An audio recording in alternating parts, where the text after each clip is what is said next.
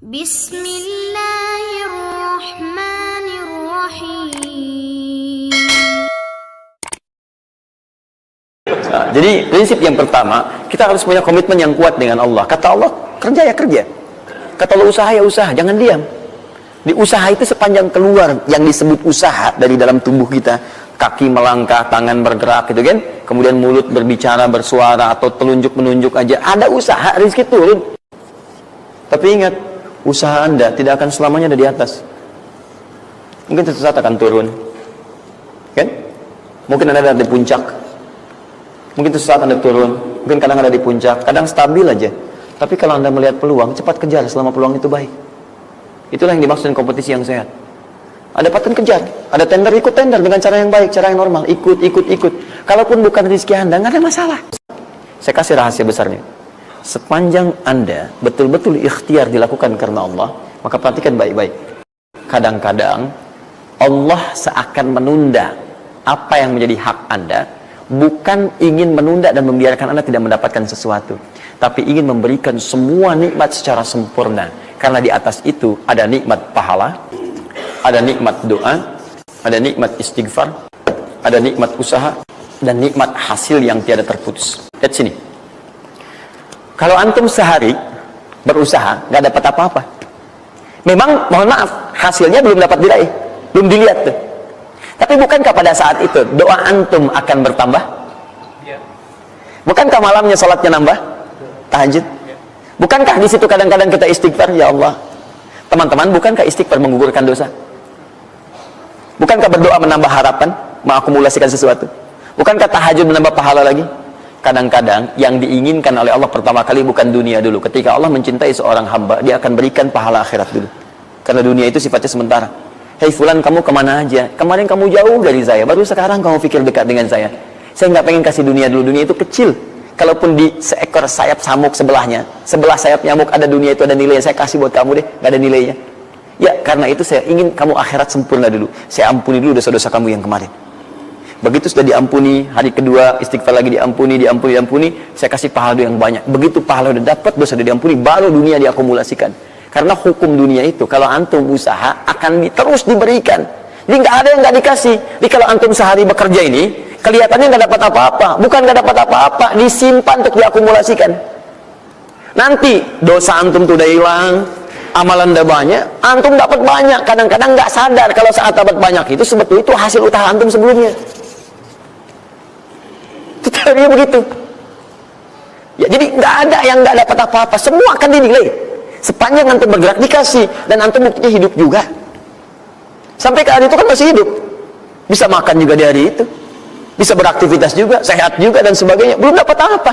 Makanya kata Nabi, yang hari itu ada makanan, dia orang kaya sebetulnya.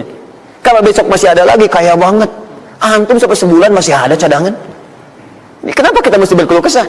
Dan belum tentu hidup juga sampai besok. Yang tuh mau ngumpulin apa? Nah, maka prinsip yang terbaik adalah ketika antum berikhtiar, ikhtiar usaha yang maksimal. Tapi jangan khawatir kalau antum kerja sehari nggak dapat, 2 hari belum ada usaha. Jangan khawatir teman-teman sekalian. Rumus yang mengatakan semua ketika badan bergerak, maka rezeki dituliskan untuk keluar. Tapi kadang-kadang ada yang Allah inginkan lebih besar dari apa yang Anda harapkan. Apa yang Allah harapkan, ikutkan ke situ, maka Anda akan mendapatkan akumulasi bagiannya. Itu yang dilakukan oleh Sayyidah Hajar. Begitu beliau kemudian naik ke Marwah, nggak dapat, naik ke Safa, nggak dapat. Apa pernah tertuliskan dalam riwayat sedikit aja Sayyidah Hajar mengeluh?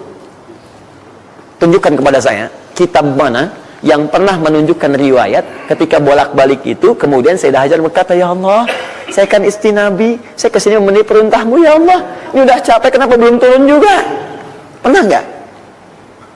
Kedua, ketiga, keempat, kelima, sampai ke yang ketujuh. Begitu sampai di Marwah, baru kemudian diakumulasikanlah itu. Apa yang terjadi?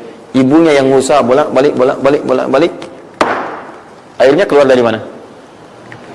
Anaknya, kakinya kemudian menghentak lagi. Tiba-tiba keluar air dari situ. Pertanyaan saya, ibu yang lebih tahu di belakang. Kan kalau anak itu sedang haus, pasti tangan kakinya bergerak kan? Kenapa saat pertama disimpan bergerak, airnya keluar? Sudah 7 kali bolak-balik, baru air keluar. Silakan lihat riwayatnya. Pada hentakan itu, ketika 7 kali ibunya bolak-balik, malaikat mengepakkan sayapnya. Itu yang menghantam air dan keluar air. Malaikat yang ditugaskan adalah memberikan rezeki, namanya Mikail. Itu ada di Quran surah kedua ayat ke-98.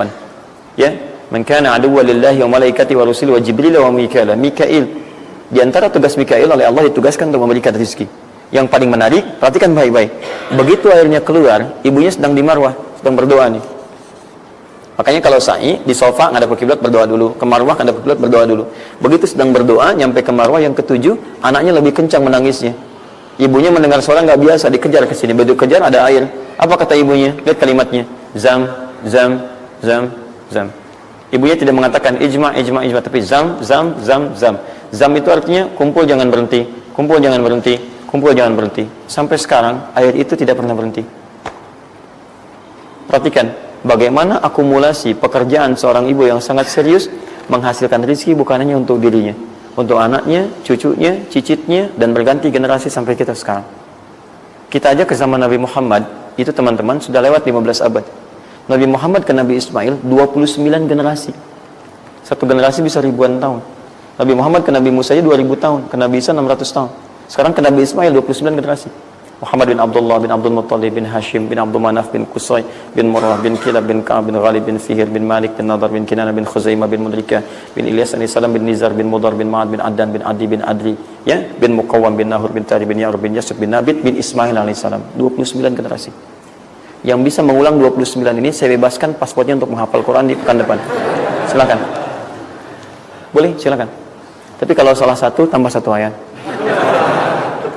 Jelas? Terakumulasi. Maka boleh jadi kita berusaha bekerja, sehari belum dapat, 2 hari dagang belum dapat, tenang. Begitu antum 3 hari, tiba-tiba dagangan diborong habis. Itu sebetulnya usaha antum yang sebelumnya. Tapi antum dapat bonus ampunan dosa, pahala, macam-macam. Maka jangan mengeluh. Dan jangan pernah antum sekali-kali, awas ya, awas, mengeluarkan kata-kata yang seakan-akan Allah menghentikan rezeki antum. Maka disitulah kesulitan paling sulit akan antum awali. Ya Allah, apa engkau nggak sayang dengan saya? Saya perlu usaha apa lagi? Kenapa belum diberikan juga? Dan sebagainya. Itu kadang-kadang membuat seseorang kalau sudah kehilangan arah seperti itu sampai meninggalkan agamanya. Itu yang paling fatal. Paham ya?